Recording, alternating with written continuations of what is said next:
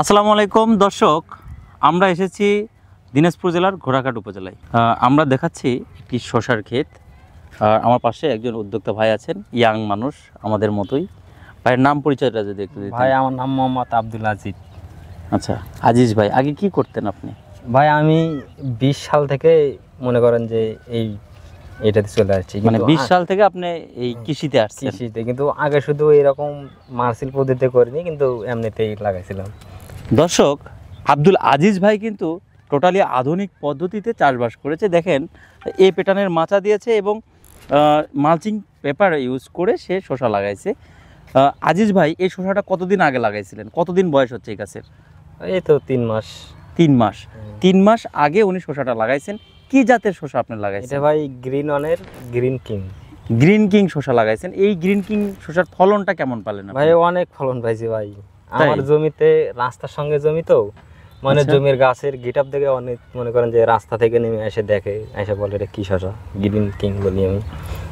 আচ্ছা, তাতে কি আপনি এই শসাতে সন্তুষ্ট? হ্যাঁ ভাই, আমি অনেক সন্তুষ্ট।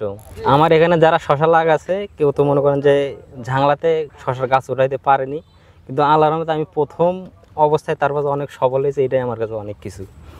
আচ্ছা আজিজ ভাই, আপনার এই শসা আপনি কি মনে করছেন যে শেষ হয়ে গেছে? না ভাই, আমি তো এখন তো ভাবি শেষের ভিতরেই। আচ্ছা, আপনি একটু আগে যেটা বললেন যে শসা শেষ হওয়ার পর আপনি কতটি উঠাইছেন? 7 মণ। মানে আপনি মনে করছেন শসা শেষ, তারপরেও 7 মণ উঠাইছি। 7 মণ উঠাইছেন। এই সিডটা আপনি কোন দোকান থেকে নিয়েছেন, কোথা থেকে নিয়েছেন? এটা নিচে ঘোড়াঘাট আতিক ভাইয়ের কাছ থেকে নিয়েছি আমি। মানে গ্রিন অনের যে ডিপো পয়েন্ট, আতিক ভাইয়ের কথা বলছেন? হ্যাঁ। আচ্ছা, আতিক ভাই কি শুধু আপনার কাছে বীজ বিক্রি করছে না আর কোনো সেবা পাইছেন আতিক ভাইয়ের থেকে? সব ধরনের সেবাই পেয়েছি তার কাছে। আচ্ছা, কিরকম? অনেক যা দরকার, মানে যা লাগে সবকিছুই তার কাছ থেকে নিয়ে আসছি। মানে আতিক ভাই কি পরামর্শ দিয়েছে যে ভাই এখন এটা স্প্রে করেন, এটা আপনি এই সার দেন, এরকম কি বলছে? হ্যাঁ, সবকিছু বলছে। ভাইয়ের দোকান কাছে তো আমার জমি থেকে, ভাই ফোন দিলে আসে, মানে যখনই ফোনে তখনই পাশে পাইছি তার। আচ্ছা ভাই, আপনি মনে করছেন এই শসা শেষ হওয়ার পর আপনি 7 মণ শসা উঠাইছেন। হ্যাঁ, কিন্তু আমি মনে করতেছি এই শসা শেষ হয়নি, আরও এর যদি আপনি পরিচর্যা করেন, বিশেষ করে আপনি এই আগাছাটা যদি নিড়ানি দিয়ে পরিষ্কার করে এবং যদি খাবার দেন এই গাছে আবার ফুল জোয়ার পাবেন এবং এই প্রত্যেকটা গাছ আবার সবুজে পরিপূর্ণ হবে। কিন্তু একটা ম্যাজিক আছে। ম্যাজিকটা কি? আপনি এই গাছে যদি একবার অক্সিজেন স্প্রে করেন, এই গাছ আবার জীবন ফিরে পাবে। অক্সিজেন যেরকম মানুষের প্রয়োজন আছে, আমাদের একটা প্রোডাক্টের নাম হচ্ছে অক্সিজেন।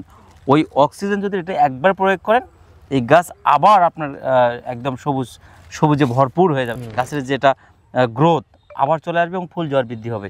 তার মানে কি আপনি আশা হারাচ্ছেন না তো? না ভাই, আশা হারাবো না। এই যাবত আপনি যা বিক্রি করেছেন তাতে আপনার অ্যামাউন্টটা যদি কেমন হবে? এই 50 এরকম। কয় শতক জমি আপনার? 12 শতক।